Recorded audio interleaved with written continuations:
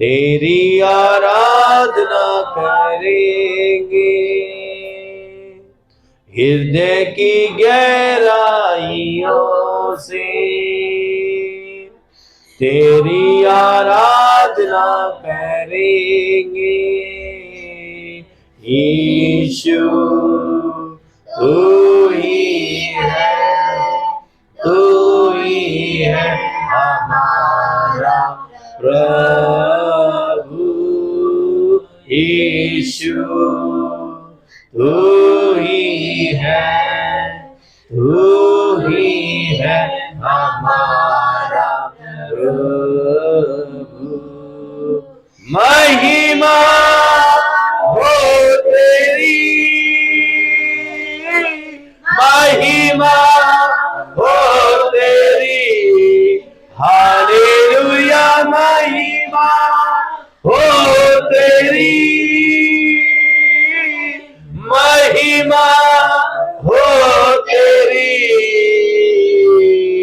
ऊंचा और ऊंचा, सबसे ऊंचा रहे तेरा नाम। ऊंचा और ऊंचा, सबसे ऊंचा रहे तेरा नाम।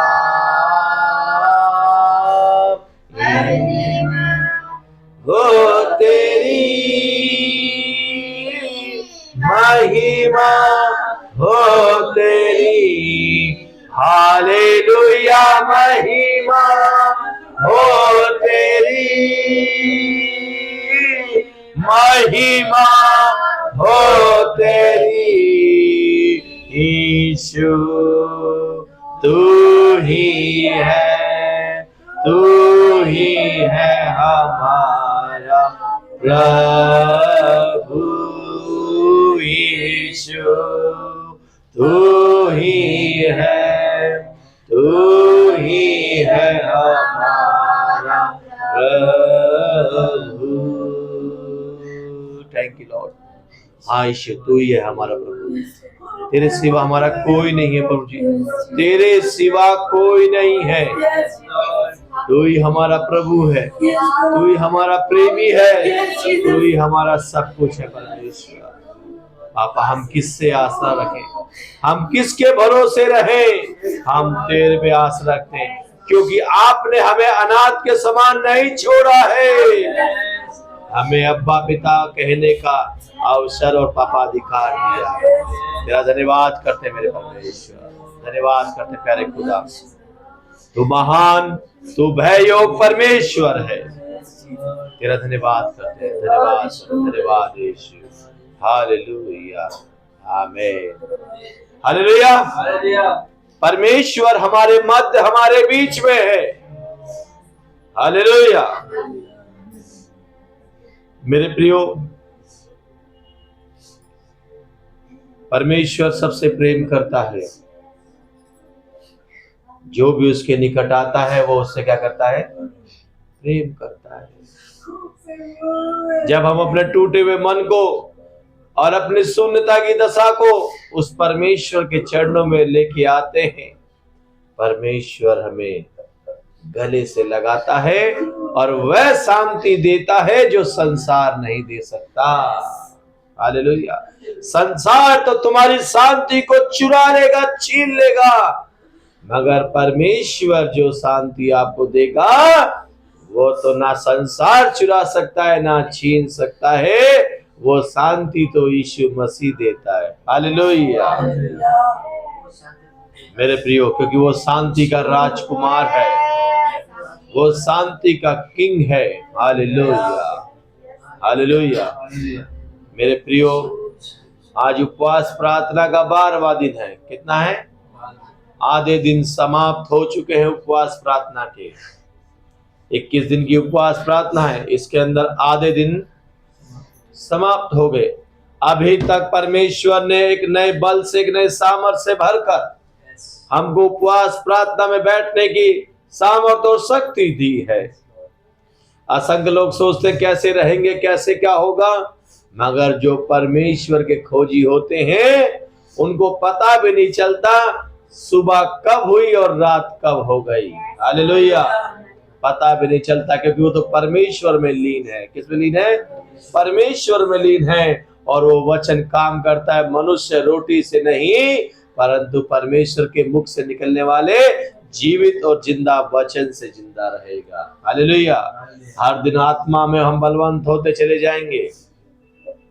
आत्मा का सामर्थ, आत्मा का अभिषेक हमें मिलता चला जाएगा। मैं बार बार चिल्ला चिल्ला के कह रहा हूं, गला खोल खोल के रहा हूं, जैसे जैसे उपवास के दिन बढ़ेंगे परमेश्वर की हर दिन एक नई सामर्थ, नई शक्ति आती रहेगी, आती रहेगी, आती रहेगी। नया प्रकाशन आता रहेगा। हालेलुया। बड़े बड़े भेदों को परमेश्वर खोलता चला जाएगा, बड़ी बड़ी बातें प्रकट कर देगा, बड़े बड़े कठोर हृदय को परमेश्वर खोलेगा। हालेलुया। बस उस भाई के अंदर, उस बहन के अंदर मानसा होनी चाहिए कि मैं अपने हृदय को परमेश्वर के सामने खोल देता हूँ, आज खोल देती हूँ। हालेलुया। मेरे प्रियो, ये तो शुरुआत है। जैसे जैसे हम और आगे बढ़ते चले जाएंगे वैसे वैसे परमेश्वर की सामर्थ, शक्ति ऐसे बल से उतरने लग जाएगी। हालेलुया। और हम खुली आंखों से दर्शन देखते चले जाएंगे, जैसे कि गिनती की पुस्तक में लिखा हुआ है, तुम खुली आंखों से क्या देखोगे? दर्शन देखोगे, दर्शन देखोगे। हालेलुया। मेरे प्रिय, उपवास प्रार्थना है।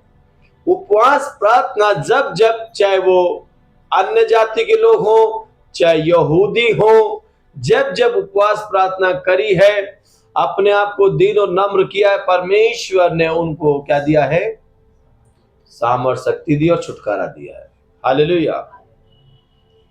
परमेश्वर का प्रेम हर एक राष्ट्र के लिए, हर एक समुदाय के लिए है, क्योंकि परमेश्वर सबका परमेश्वर है। क्या है? परमेश्वर जो है सबका, परमेश्वर का प्रेम सबके लिए है, किसी एक समुदाय के लिए नहीं है। परमेश्वर का प्रेम तो सबके लिए है। जब आप समझोगे, उस गहराई को जानोगे, तो आपको पता चलेगा। आज सीखेंगे, आज देखेंगे हम, हालेलुया, कि परमेश्वर का प्रेम तो सबके लिए है। क्या है? सबके लिए, सब राष्ट्रों के लिए, चाहे वो कोई सा भी राष्ट्र हो, चाहे कोई सी भाषा का हो, कोई से वर्ग का हो, चाहे गोरा हो चाहे काला हो, वो सबके लिए उसका प्रेम है। हालेलुया। योना की पुस्तक को जब हम पढ़ेंगे, यशायाह से लेकर आगे तक जाएंगे, जितने भी नबी हुए हैं सब ने इस्राएल के लिए या यहूदा के लिए भविष्यवाणी करी। क्या करी है? बड़ी ध्यान सुनना। जितने भी नबी हुए उन्होंने या तो इस्राएल के लिए या यहूदा के लिए क्या करी है? भविष्यवाणी करी है। परंतु ये सौभाग्य योना को प्राप्त हुआ कि वो अन्य जाति के लिए क्या करे? भविष्यवाणी करे। हालेलुया।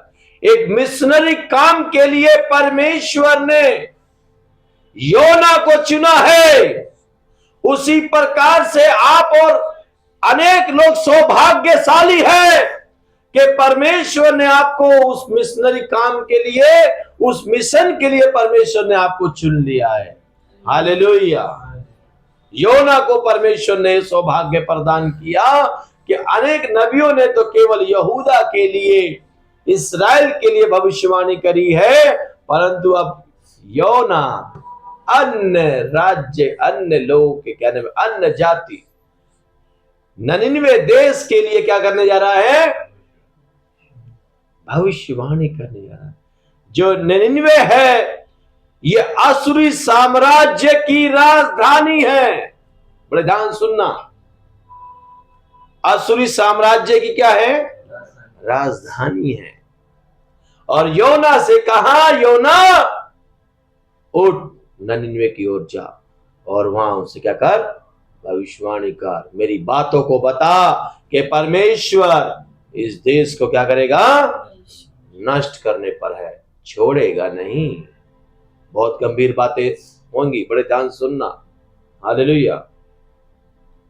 वो उठता है और उसकी जेब में पैसे हैं। कई बार पैसे ना होने भी अच्छे होते हैं, ध्यान रखना। आप साहब कहोगे ये साहब कैसी बातें सिखा रहे हो आज?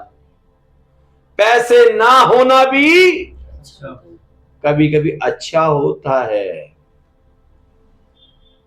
और वो जानता था कि परमेश्वर दयालु है, परमेश्वर क्षमा करने वाला परमेश्वर है, और वो क्रोधित था कि परमेश्वर इन्हें छोड़ देगा और ये फिर से क्या करेंगे, हम पर आक्रमण करेंगे, सताएंगे, हमें क्या करेंगे, क्योंकि असुरी हमेशा इस्राएलियों को, यहूदियों को क्या कहते हैं, सताते थे। इतिहास पढ़ के देखना। हालेलुया। हम अपने मनों को कठोर करते हैं।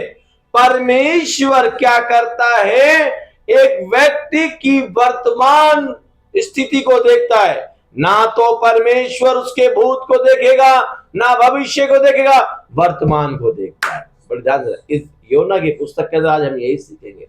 परमेश्वर वर्तमान देखता है, उसे आपके भूत से कोई लेना देना नहीं है। यदि आप वर्तमान में ठीक हो तो आपके भूतकाल के जो सारे दंड और पाप क्षमा किए जाएंगे। ध्यान रखना, यदि आप भूतकाल के अंदर ठीक हो तो परमेश्वर आपने जितने भी वर्तमान में आप ठीक हो और भूतकाल के अंदर जितने भी आपने गड़बड़ करी है उसे परमेश्वर क्या करता है, क्षमा करता है। इसलिए बाइबल अब जो, बड़े ध्यान सुना, मसीह में, अब की बात कर रहा है, समय देख लो, अभी की बात कर रहा है। अब जो मसीह में है वही नई सृष्टि है। पुरानी बातें क्या हो गई, क्या हो गया, भूतकाल को क्या किया, खत्म कर दिया ना। बड़े ध्यान सुनना, इसी बार परमेश्वर आपके भूत को नहीं देख रहा है, परमेश्वर आपके वर्तमान को देख रहा है। हालेलुया। और योना जानता था कि परमेश्वर क्षमा करने वाला परमेश्वर है, परमेश्वर सॉफ्ट है, और वो जानता था ये फिर हम पे क्या करेंगे, आक्रमण। आज कोई चर्च में आता है, ठीक ठाक हो जाता है, तो हमें उसे ग्रहण करना चाहिए। नहीं, अभी 2 दिन ठीक है भैया, फिर गड़बड़ करेगा, भगाओ इसे यहां से।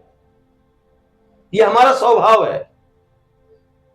एक व्यक्ति आया, उसने प्रायश्चित कर लिया, माफी मांग ली, मगर हम क्या करते हैं, यार ये साहब 2 दिन सही रहेगा, उसका फिर इसका वही हाल हो जाए, भगा दो यहां से। ये हमारा स्वभाव है। योना का भी यही है, ध्यान रखना। हम उसके भूत को लेके चल रहे हैं, क्या चल रहे हैं, भूतकाल को लेके चल रहे हैं उसके, मगर वर्तमान को नहीं देख रहे उसके। उस पर क्या करते हैं, हम कठोर हो जाते हैं। क्या होते हैं, कठोर रहते हैं। उस तरीके से उससे साथ में हम व्यवहार करना शुरू कर दें। उसे बोला 99 को जा, और वो कहां चला गया, तर्तीस को चला गया, और वहां लिखा उसके जेब में पैसे हैं। क्या है, ना तो पैसे होते, ना तो तर्तीस को। कई बार प्रभु के सेवकों की जेब में पैसे ना होना भी अच्छा ही होता है। मैं बहुत बहुत गहरी बात बता रहा हूं। कई बार पैसे ना होना भी अच्छा, का दुआ बंदगी तो करता है। पैसे हो गए तो खाएगा और सोएगा। क्या करेगा, खाएगा और सोएगा, दुआ बंदगी सब खत्म। क्योंकि पैसा ना होना भी अच्छा होता है। मैं बहुत गहरी बात बता रहा हूँ। योना के पास ना पैसे होते, ना उतरते उसकी ओर जाता, क्योंकि किराया तो है ही नहीं, तो जाए कैसे। ये दिल्ली तो है नहीं कि सब लेडीजों के लिए फ्री और जेंट्स के लिए किराया। ध्यान रखना। हालेलुया। उसके पैसे हैं, वो जहाज में बैठ गया और परमेश्वर की आज्ञा का उल्लंघन कर रहा है। जब हम अपनी बुद्धि का इस्तेमाल करते हैं, हम अपनी समझ का सहारा लेना शुरू करते हैं और परमेश्वर की बातों को हम नजरअंदाज करते हैं, तो जैसे उस समुद्र के अंदर क्या आया, तूफान आया, उसी प्रकार से आपके जीवन के अंदर तूफान आएगा। क्या आएगा, तूफान आएगा, और आपकी वजह से और लोग भी क्या होंगे, परेशान होंगे। ध्यान रखना, आज असंख्य लोगों के जीवन में ऐसे ही है। उनकी गलती से उनके जीवन के अंदर क्या आया है, तूफान आया है, और उनकी वजह से और लोग भी क्या हो गए, डिस्टर्ब हो गए। मैं बहुत गहरी बात बता रहा हूं, समझदार के लिए सारा काफी है।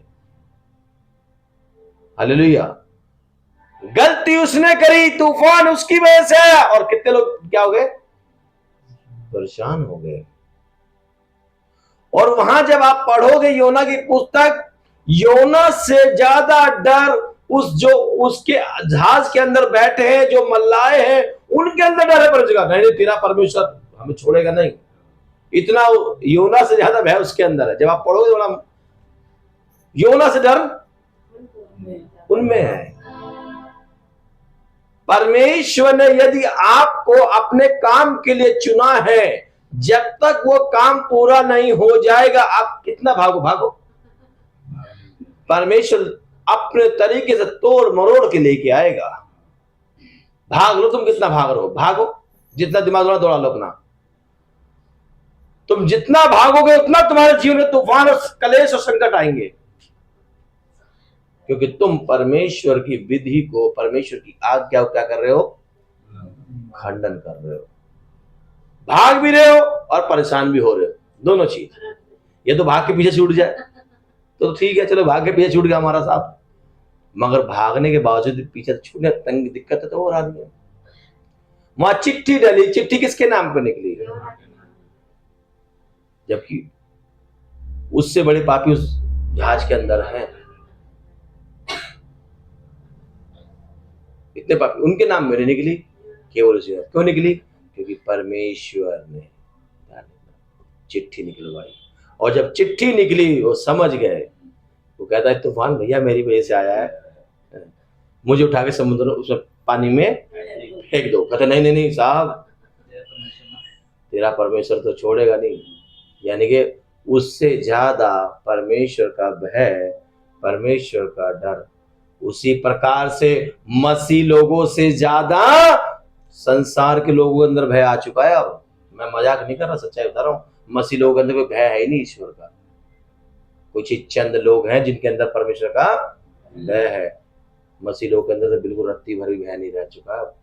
मनमार्जी का जीवन जी रहे हैं, परमेश्वर के उस क्रोध से भी नहीं डर रहे हैं, परमेश्वर के विरुद्ध काम कर रहे हैं। हालेलुया।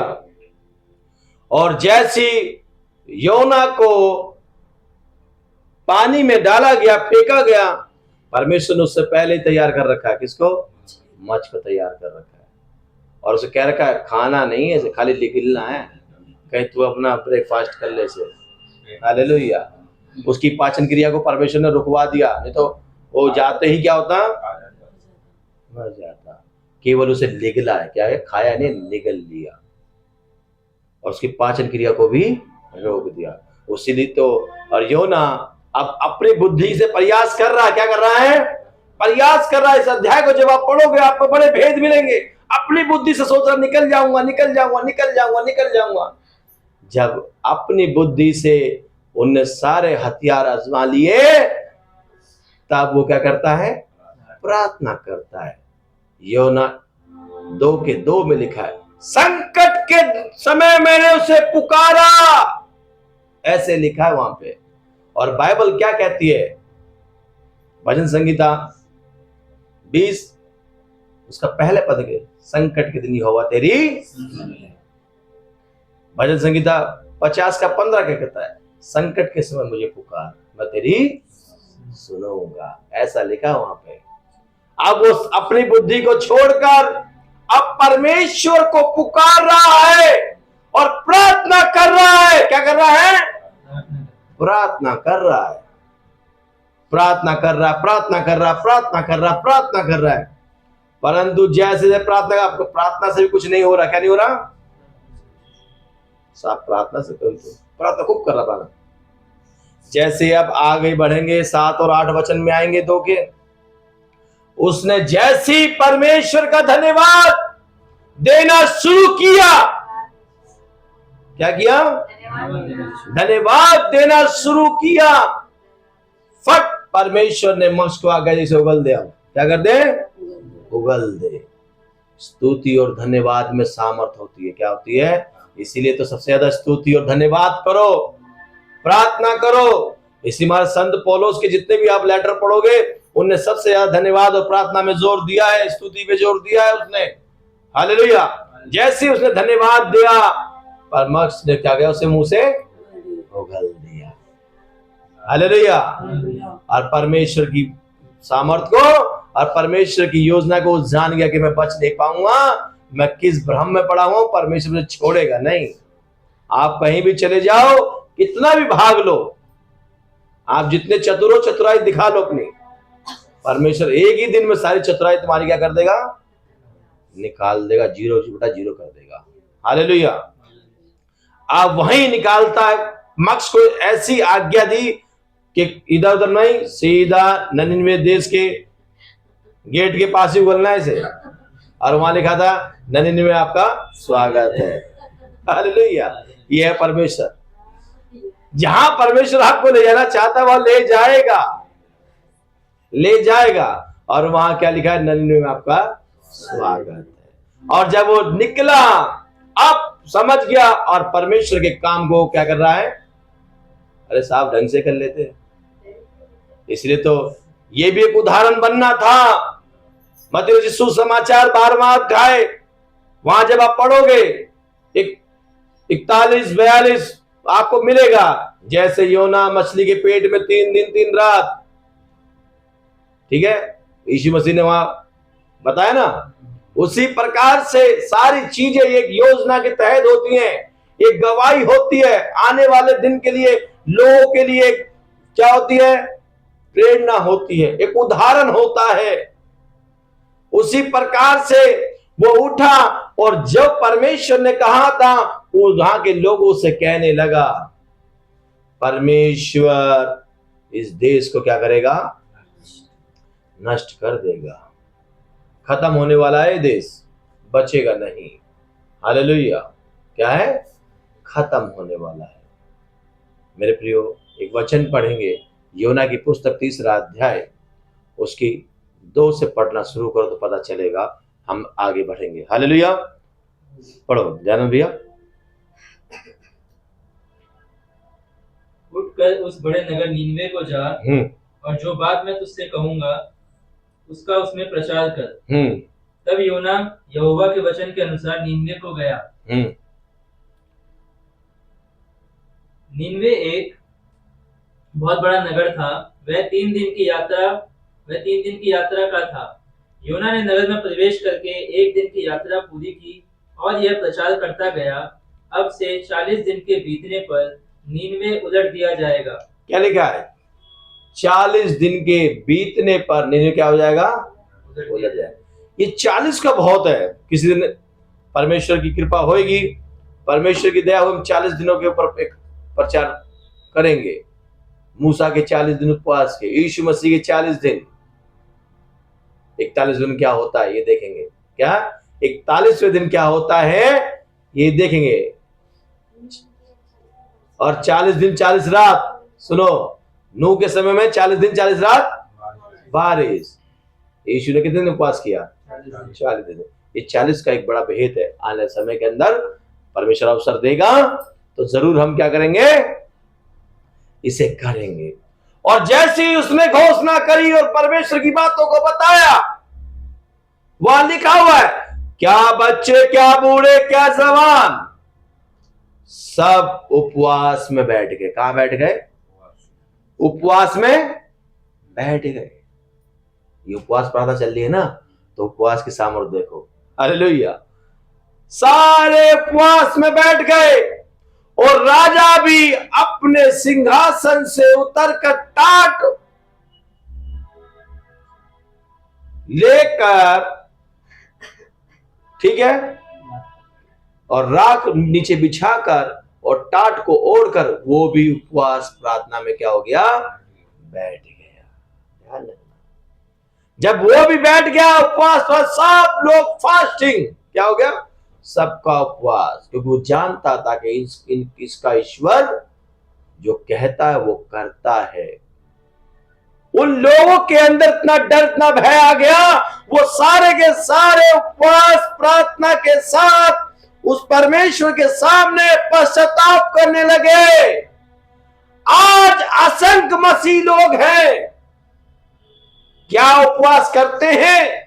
क्या रोते पीटते परमेश्वर के चरणों में बैठते हैं? एक अन्य लोग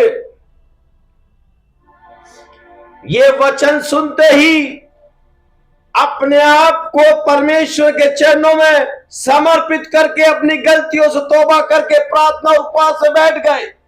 आज गला खोल खोल के चिल्लाया जा रहा है, कोई नहीं बैठ रहा उपवास में।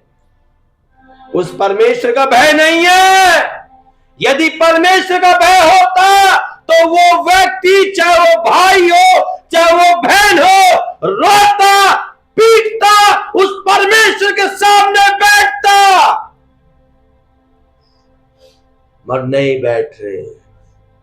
इतना कठोर कर लिया अपने हृदय को।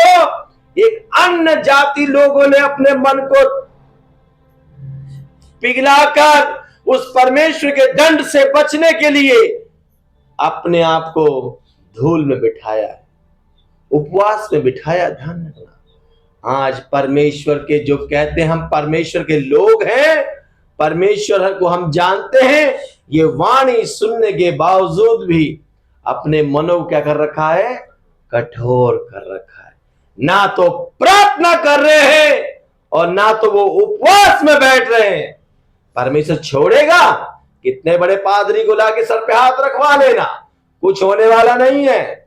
चाहे वो बिशप हो चाहे आर्च बिशप हो, कोई भी हो, हाथ रखवा लेना, कुछ छुटकारा होने वाला नहीं है।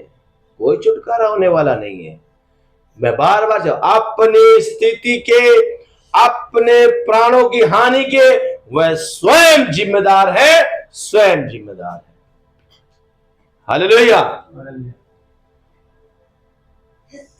अनेक प्रभु के दास लोग कहते आ रहे हैं और कह रहे हैं, परमेश्वर की वाणी को पाकर परमेश्वर से बिगड़ा हुआ संबंध ठीक कर लो, रोते पीटते मेरे पास चले आओ, मैं तुम्हारे पाप क्षमा करूंगा।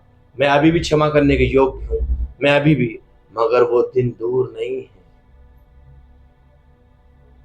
जैसे सादम अमोरा के अंदर परमेश्वर ने कहा, लूत तू निकल यहां से, मैं छोड़ूंगा नहीं इनको, उसी प्रकार से परमेश्वर कहेगा, अपने लोगों को ले लेगा और जो हटीले हैं, जो ढीठ बने हुए हैं, उनको सबको नष्ट कर देगा। बड़ी गंभीरता से सुनना बात को, नष्ट कर देगा। जो प्रार्थनाओं को और उपवासों को तुच्छ जानते हैं, अपने भोग विलास में, अपनी इच्छाओं में दिन बिताते हैं, वो व्यक्ति सचेत हो जाएं। क्या हो जाएं? सचेत हो जाएं। जो परमेश्वर की वाणी को क्या समझते हैं? तुच्छ समझते हैं। वो सारे के सारे उपवास के साथ में परमेश्वर से प्रार्थना करने लगे, और परमेश्वर दया का सागर है। क्या है?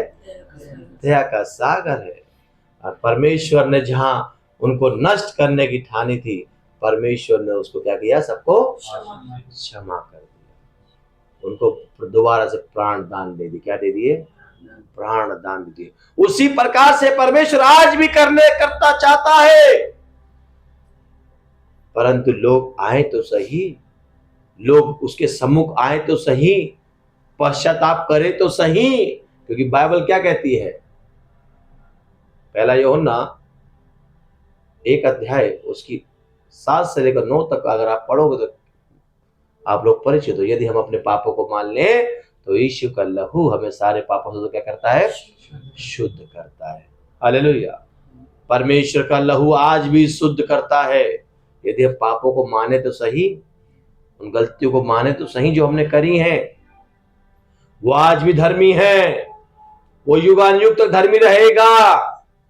वो मुनसान नहीं है, वो मौसम नहीं है, वो तारीखें नहीं जो बदल जाएंगी, वो तो युगानुयुग एक सा ही रहेगा। हालेलुया। और जब क्षमा कर दिया परमेश्वर ने, सब कुछ ठीक कर दिया, अब योना नबी के अंदर थोड़ा सा क्या आ गई? गुस्सा आ गई। मुझे पता था, इसीलिए मैं नहीं हारता, मैं जानता था। आज असंख्य लोग ऐसे हैं, मुझे पता था साहब ये ऐसे करेगा, इसी बारे मैंने बोला, अब इसी बारे में नहीं जाता चर्च में, इसी बारे चर्च छोड़ दिया मैंने। अरे साहब, वर्तमान स्थिति को देखो। वो पहले कितना बुरा इंसान था, बुरी स्त्री थी, पुरुष था, लड़का था, लड़की, उसको मत देखो। अभी देखो अभी कैसा है वो, अभी कैसा है। पुरानी चालों से छुटकारा पा लिया, गुस्से छुटकारा पा लिया, नशे छुटकारा पा लिया, व्यभिचार छुटकारा पा लिया। उस चीज को देखो, तुम उसके भूतकाल क्यों देख रहे हो?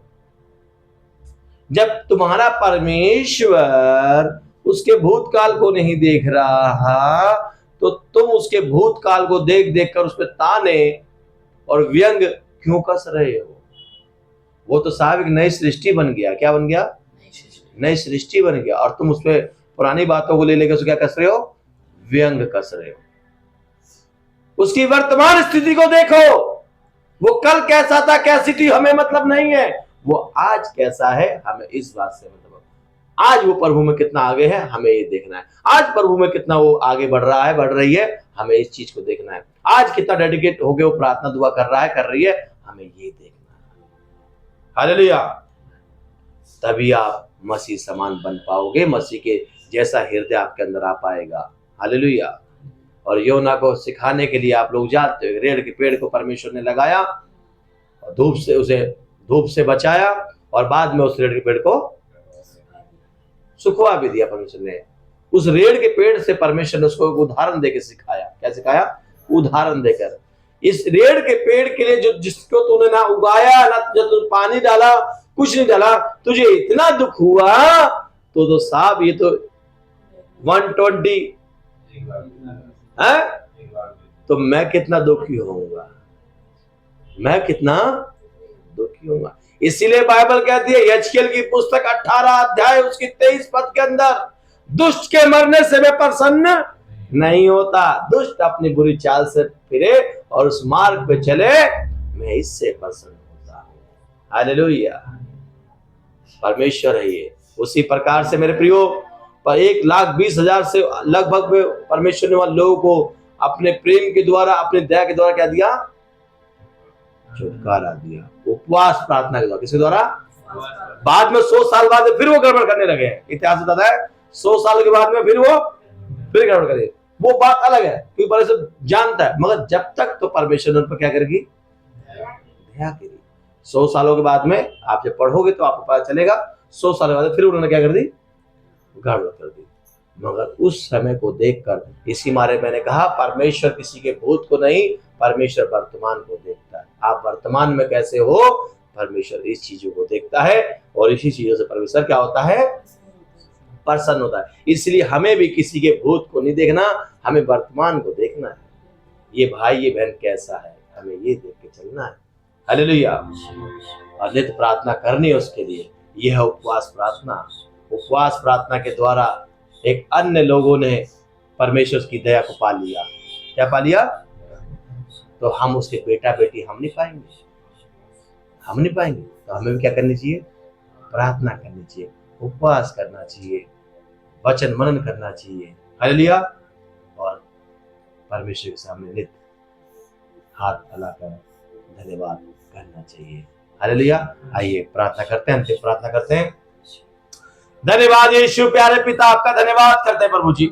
तू दया करने वाला परमेश्वर है, तू क्षमा करने वाला परमेश्वर है, तू आशीष देने वाला परमेश्वर है मेरे प्यारे पिता। हम आपका धन्यवाद करते हैं मेरे प्यारे परमेश्वर। इस उपवास प्रार्थना के लिए आपका धन्यवाद करते हैं प्रभु जी, जो उपवास प्रार्थना के दिन आपने ठहराए हैं प्रभु जी। इस उपवास प्रार्थना के दौरान प्रभु जी हम आपके ओर निकट आ जाए प्रभु जी, और आपकी आत्मा में और बलवंत हो जाए, आत्मिक जीवन में और आगे बढ़ जाए परमेश्वर। आपकी आत्मा के फलों से, आपके वरदानों से भर जाए प्रभु जी, और आपके अद्भुत प्रकाशन से बाबा परिपूर्ण हो परमेश्वर। खास तो हम प्रार्थना करते हैं इस कलेसिया के लिए, कलेसिया को ब्लेसिंग कीजिए। ये कलेसिया दिन पर दिन बढ़े, तेरे नाम को महिमा करे। इस कलेसिया को बाबा एक आत्मिक कलेसिया बनाइए, ये कलेसिया एक फलवंत कलेसिया बने प्रभु जी। यहाँ आने वाला हर एक भाई बहन प्रभु जी आत्मिक जीवन में बाबा मजबूत होने पाए, तेरे नाम को महिमा करने पाए बाबा।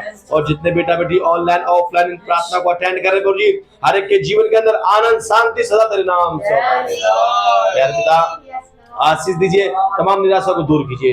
ये उपवास प्रार्थना हर एक के जीवन के अंदर एक आशीष की और बाबा छुटकारे की प्रार्थना करते। सब बातों में आप महिमा लीजिए, हम घटे आप बढ़े। इस दुआ को यीशु के नाम से मांगते हैं, आमीन आमीन हालेलुया। मेरे प्रिय, जिस प्रकार से हर दिन 8 बजे ये प्रार्थना शुरू हो जाती है, आप लोग ज्यादा से ज्यादा इस उपवास प्रार्थना में सम्मिलित हों, जुड़े, और अपने प्रियो को, अपने मित्रों को भी बताएं कि वो भी इस उपवास प्रार्थना में जुड़े, चाहे वो ऑनलाइन हो चाहे ऑफलाइन हो, जुड़े और परमेश्वर के आशीष को ग्रहण करें। हालेलुया। आप लोग अपनी प्रार्थना पॉइंट कमेंट बॉक्स पर लिख कर भेजें। डिस्क्रिप्शन पे हमारा फोन नंबर है, फोन के द्वारा भी आप अपनी प्रार्थना पॉइंट हमें बता सकते हैं ताकि हम सब मिलकर आपके दुआ प्रार्थना करें। असंख्य लोग अपनी प्रार्थना को भेजते हैं और कलीसिया मिल के प्रार्थना करती है। परमेश्वर की प्रार्थनाओं पे आमीन बोले, हालेलुया। और आने वाले दिन में हम गवाहियों को सुनेंगे, हालेलुया। इस चैनल को सब्सक्राइब करें, लाइक करें, शेयर करें अपने प्रियजन तक, अपने मित्रों तक, ताकि असंख्य लोग इस चैनल के माध्यम से उस एकमात्र जीवित और जिंदा परमेश्वर से आशीष को प्राप्त करें। कल का समय है राइट 8 बजे, आप लोग समय पर जुड़ जाएं, क्योंकि परमेश्वर की आशीष से आप सब पर निरंतर बनी रहे। आप सभी को जय मसीह की।